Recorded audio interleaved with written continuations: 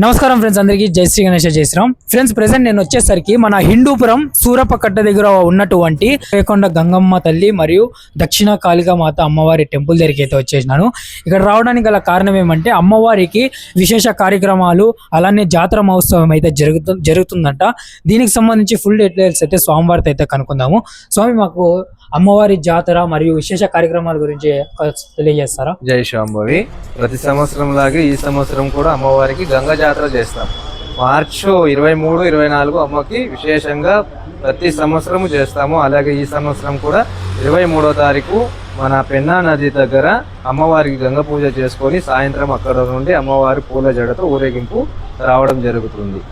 మంగళవారం పొద్దున్నే అమ్మవారికి దీపాలు మోస్తారు, శాంతి బలి కార్యక్రమాలు జరుగుతాయి.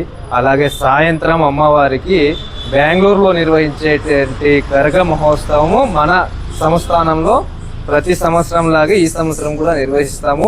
కరగ మహోత్సవం పూర్వ వీధుల్లో పోయి రావడం జరుగుతుంది.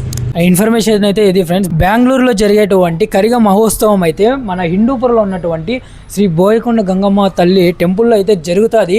ప్రతి ఒక్కరు కూడా ఈ యొక్క కార్యక్రమానికి విచ్చేసి ఈ యొక్క కార్యక్రమాన్ని జయప్రదం చేస్తారని మనస్ఫూర్తిగా కోరుకుంటున్నాను. అందరికీ బాయ్ ఫ్రెండ్స్. జై శ్రీరామ్, జై శ్రీ గణేష.